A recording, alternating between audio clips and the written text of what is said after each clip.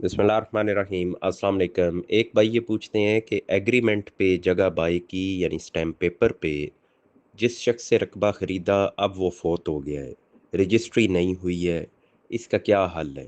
तो इसका जनाब एक तो हल ये है कि जो शख्स फोत हुआ उसके वारसान के नाम पे प्रॉपर्टी मुंतकिल होगी और वो आपके हक़ में बयान देंगे। ये तो उसी सूरत में है कि अगर उसके वारसान एग्री हैं। अगर वो एग्री हैं तो वक्ती तौर पे वो आपको एक बयान हल्फी भी लिख के दे सकते हैं, एक फ़्रेश स्टैम्प पेपर भी लिख के दे सकते हैं जिसमें पुराने स्टैम्प पेपर का ज़िक्र आएगा कि ये हमारे वालिद ने किया लेकिन वालिद अब नहीं रहे, हम लेकिन इस एग्रीमेंट के पाबंद हैं, हम रजिस्ट्री करवाने के पाबंद हैं, इंतकाल करवाने के पाबंद हैं। मीनवाइल वो इंतकाल का प्रोसेस कराएँ, इंतकाल वरासत दर्ज हो जाए, इंतकाल वरासत होने के बाद आप अपने नाम पे प्रॉपर्टी ट्रांसफ़र करवाएँ यानी रजिस्ट्री करवा लें। दूसरी सूरत ये है कि वो इस एग्रीमेंट को नहीं मान रहे या वारसान आपको मिल ही नहीं रहे या वो टाल-मटोल कर रहे हैं, तो ऐसी सूरत में फिर आपको अदालत में जाना पड़ेगा। अदालत में एग्रीमेंट को प्रूव करवाना पड़ेगा। अब अदालत में भी मुख्तलिफ़ सूरतें हो सकती हैं। एक ये है कि वो लोग अदालत में आते हैं क्योंकि अदालत उनको बुलाएगी।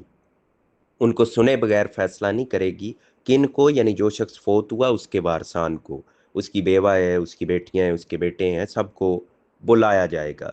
फिर अदालत उनसे यानी यही पूछा जाएगा, वो पेश होते हैं, अगर वो आके इकरार करते हैं कि जी ये दुरुस्त है एग्रीमेंट, फिर तो मामला सेटल हो गया। अदालत डिग्री करेगी, आपके हक़ में रजिस्ट्री का ऑर्डर कर देगी। दूसरी सूरत ये है कि वो कॉन्टेस्ट करते हैं, वो कहते हैं ये तो झूठा एग्रीमेंट है, हमारे बाप ने तो प्रॉपर्टी सेल नहीं की। अब आपने अपनी बात को साबित करना है। साबित कैसे करना है? उसके लिए गवाह भी पेश करने हैं, एग्रीमेंट को प्रूव करवाना है, लिखने वाला वो सामने आएगा, फिर जो अमाउंट पे हुई वो अमाउंट आपने साबित करनी है, फिर कब्ज़ा प्रॉपर्टी का आपके पास है, ये आपने साबित करना है। आप हर तरीके से इसको साबित करेंगे, वो इसकी नफ़ी करेंगे। फिर अदालत देखेगी जिसके पास ज़्यादा सबूत होंगे, उसके हक़ में अदालत फ़ैसला देगी। एक सूरत इसमें ये भी बनती है, आप गए अदालत में और दूसरा फ़रीक यानी जो शख़्स फ़ौत हुआ उसके वारिस वो पेश नहीं हुए अदालत में, तो फिर अदालत सिर्फ़ आपको सुनेगी। आप अपने तमाम सबूत अदालत के सामने रखेंगे।